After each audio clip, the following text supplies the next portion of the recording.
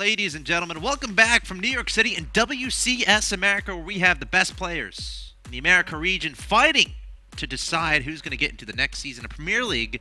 I'm axeltoss, joined by axslav, and we're about to get into the last match of the night. It's going to be Hellokitty versus Neeb.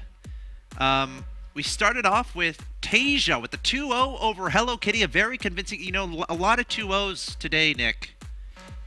In fact, 4-2-0. Yes. Neeb with a 2 over Maker. Tasia with a 2-0 over Neeb.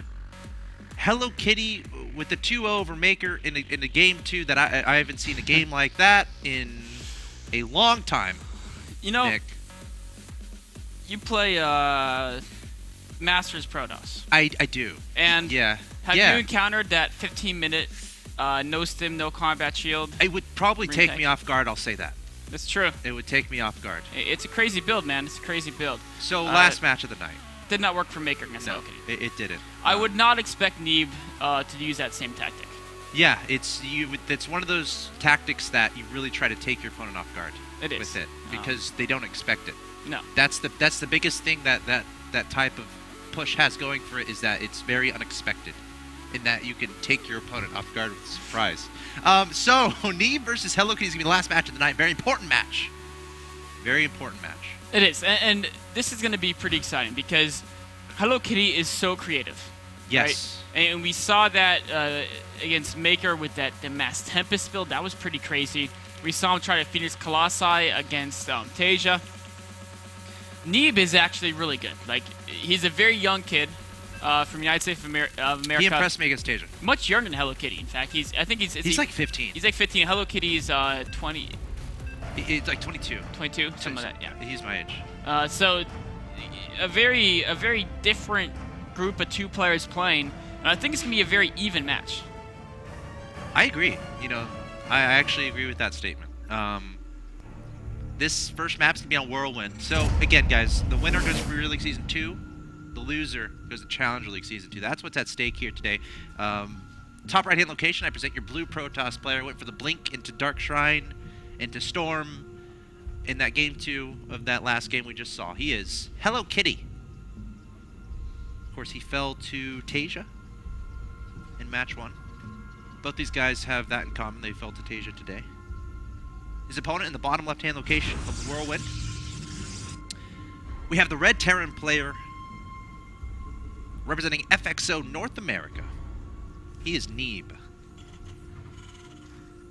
And again, Neeb really impressed me there against Tasia in game 2. Hellokitty, like, in game 1, honestly, that Whirlwind game, it was a game he could have won. He got a nice engagement early on.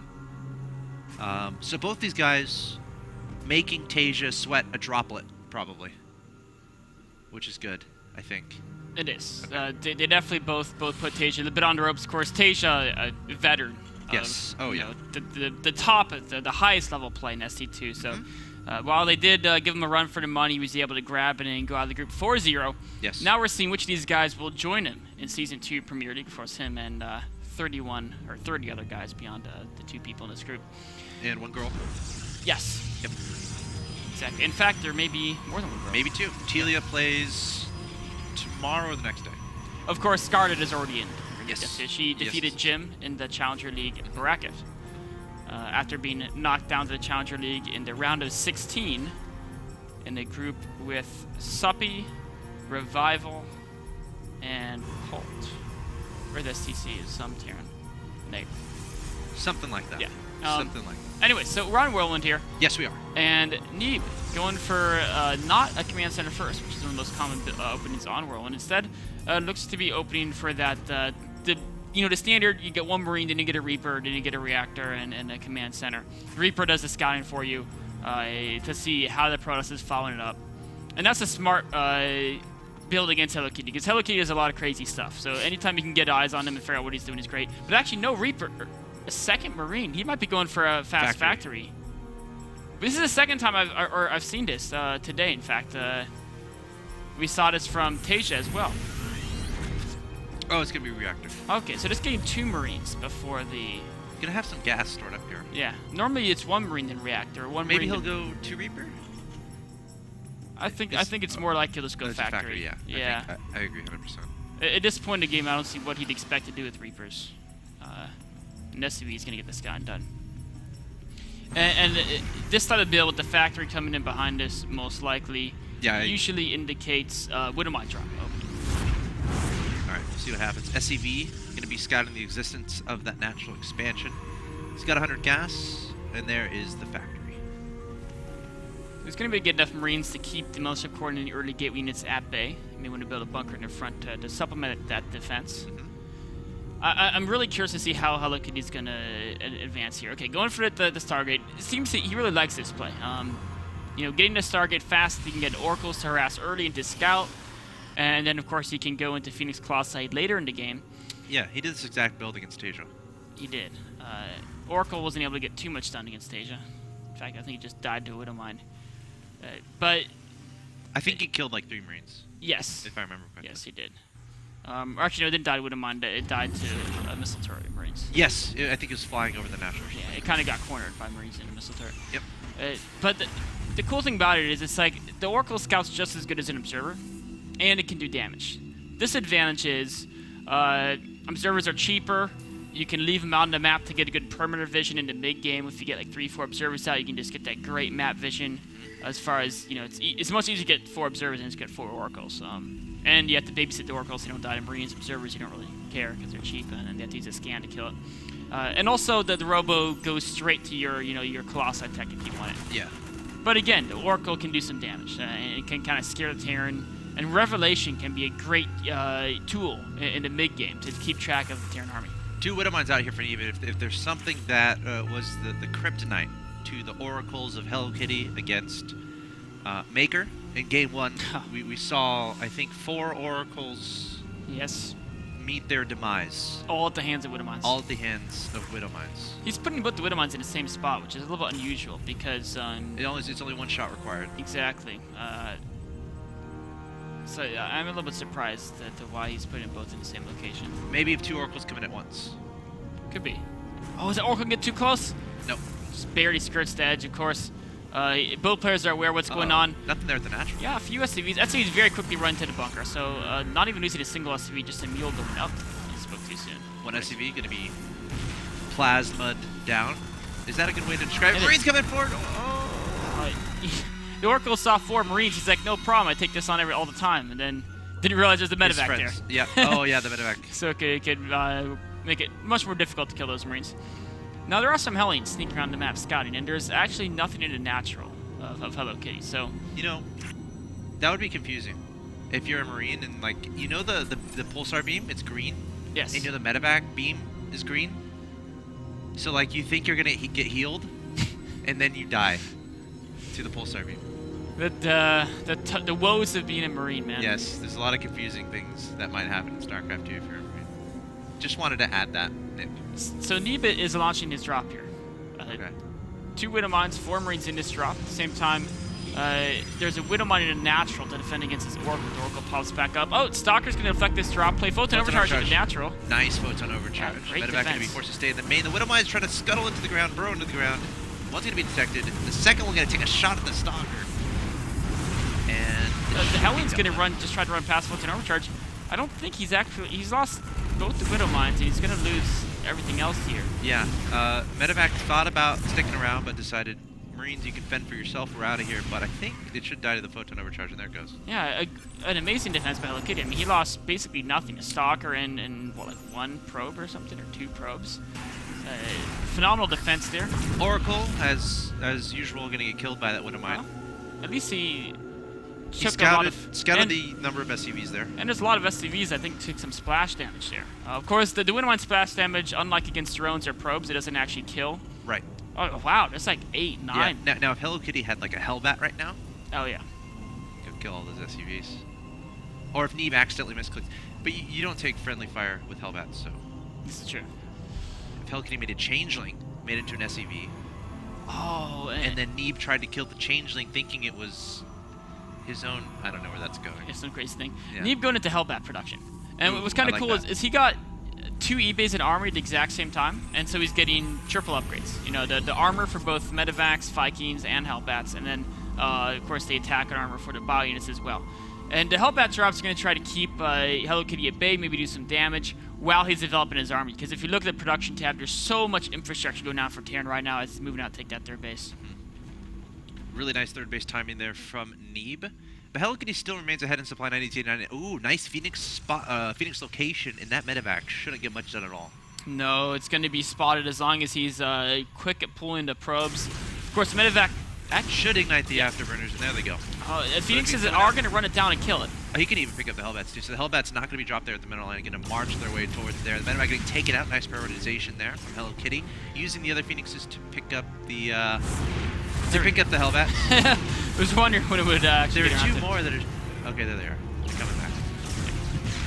Phoenix has kind of got sidetracked here a bit. So, yeah. You know, that was cleaned up very well, but he did lose some mining time. Of course, killing the medevacs is huge. If you're going Phoenix Colossi and you kill the early medevacs, it puts so much strain on their starport production. Now, Neeb does have 2 starports, but he only has a reactor on 1 of them. And he only has 2 medevacs currently. So remember, Atasha kept all 4 of his first medevacs alive. Neeb lost 2 of his first 4 medevacs, right? The first one with the Widowmine drop, and then the second one with the Hellbat drop. Right. And he has to really focus on Viking production. And the difference between having 2 medevacs in mid-game army and 4 is actually huge. So while Neeb's still looking in decent shape, he is going to be strained with this. Wait, I was going to say strained in starport production, then I just realized he's building more starports. How many starports does this guy have? 1 in production. He's going to have 4. Whoa.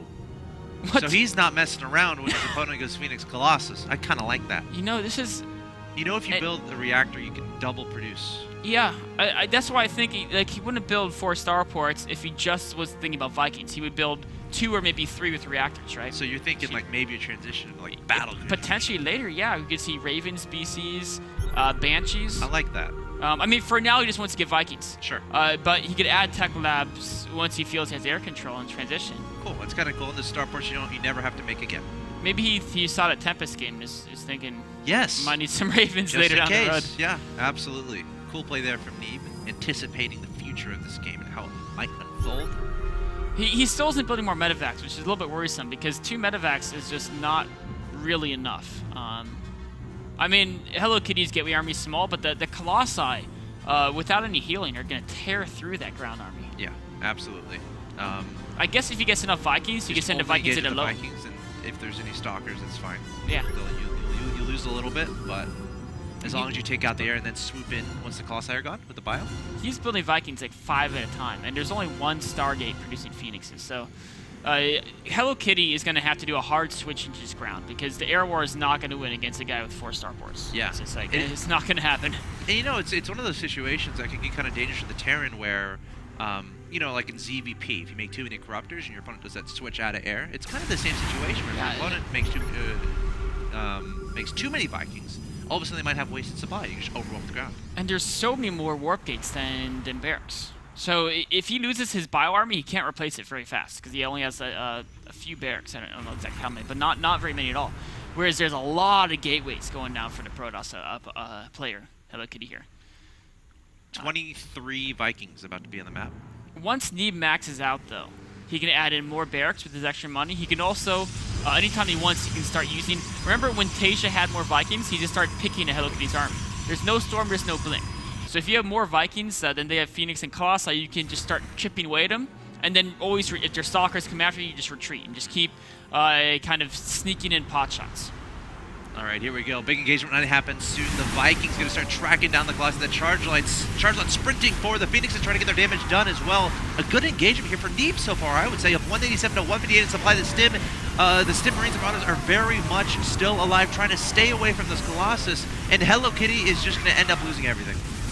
He's just being slaughtered here. So many Vikings. The bio is all very low, though. Yeah. This one Colossus could take down a lot of the units. Phoenix is actually finishing off in a Zelt Warp in. May do some good work here as well, but I mean, even if the Marines are almost dead, they're still Marines. Yes. And they're still doing a lot of damage output. Photon Overcharge, though, might be enough to shove this off for now, but Neeb going to be okay with that, going straight to the third. Third is so vulnerable here. More and more Vikings being produced by Neeb. Was critical there as he struck when he had an upgrade advantage. 2-2 versus the 1-1 of Hellokitty. Oh, okay. He thought about sticking around and taking down that Nexus. Units are too low. They're all so crippled. He's going to try to do it anyway. The Zealots coming out here trying to fend this off. The Vikings actually landing. And that's smart. Actually gonna let take out the most important. Should probably land again now, and yep. This many Vikings can actually just take out the Nexus. Although the Immortals do a pretty good job on the back line. Vikings versus Immortal, you don't see that too often. But you know, this Nexus is doing a pretty good job. It's up to 9 kills, 10 kills now, trying to fend off the units. But there's no more warpins. And it's getting lower and lower. A few more Zealots warping in, but only 2 at a time. Oh, he has to make a decision. Does he stay? Or does he go? Oh, there's enough Zealots and Immortal coming back. More Vikings rallying in once those land. This is funny. It's actually just using Vikings in his army. And they're actually doing the work. And you can actually like pick up Vikings in your medevac, so you can pick up the weakened ones. That'd be cute. Fancy micro there. The Nexus does get taken out. All these probes are super vulnerable. Neeb up 168 to 73 in supply, showing the power of the landed Viking. And I dare say we're seeing the future of TVP metagame in front of us right now. What do you think about that, Nick? Nothing but Vikings? Yeah. It has promise. It has promise. At least against an opponent who's focusing on Phoenix and Colossus. Sure. It's a very strong combination. Yep. A few more medevacs I think would have benefited him, but as is, he just got enough there. The 3 Archons and what, you know, yeah, okay, better lift those guys and take care of that Colossus. Planetary Fortress take down Pylon. He is going to push this back, and actually there's something going on at the third. Looks like a Zealot counterattack. A Dark Shrine was made a little bit earlier, by the way. Oh, but there yeah, are turrets and all these. Oh, is it? It must be the second one. It must be. I saw one get queued up. Oh, I think he queued it up, but the probe like said no. Yeah. And then he realized he doesn't have it. Neeb's just continuing to rally units. Now he's in medevacs to keep units healthy. Again, once the Colossi are gone, you can do that. And there's the GG from Hellokitty. Neeb takes game number 1, correctly identifying his opponent's choice of going for the Phoenix and Colossi and then making a bazillion Vikings, and that was enough to clean up Hellokitty. It was game. a very good composition there by Neeb. And you know, in the battle, even though we didn't have many medevacs, the Colossi weren't really able to get that many hits off on the Bioforce. They seem to be in the back a little bit. It might have been a little bit miscontrolled there. So what happened there is Hellokitty, I think he saw the Vikings, and he saw they were focusing the Colossi, and he said, if I pull them back, then the Vikings will have to run through the Phoenix, and he'll take a lot more losses. Yeah. And sometimes that can work. There's too many Vikings, really. Yeah. I mean, there was enough Vikings that the Colossi were going to go down no matter what, and he probably just had to say, push forward and see how much you can kill before you die. And you know, if he did that, the battle might have gone differently, because with only 2 medevacs, that bio will go down very quickly. Yeah, that's a really good point. I mean, I feel like if you have an observer there, you're able to spot like the 5 starports that your opponent has. You're able to spot right there. The Colossi all back away. Yep. See, they're not doing much right there. They're just chilling. Yeah. And now they're back in the action, but now they're getting focused on very quickly. So. Yeah, but it's a situation where, let's say you have an observer and you scout all the Vikings, you scout the medevacs, and you stop at like 4 Colossi maybe, and then you start making Immortals, and just focus on the ground army. Then you can just kind of ignore the Vikings. Or a hard switch to Storm. Which is kind of what he was doing. He had a high tempo archives on the ground. He was trying to do it because once your opponent, if you force your opponent to get like 20, 30 Vikings, all of a sudden Storm is just insanely good against Vikings. Absolutely. So guys, currently Neeb is up 1-0 in this best of 3, the final match of the night to decide who's going to Premier League Season 2. Neeb is 1 win away. Guys, stay tuned. Game 2 coming up.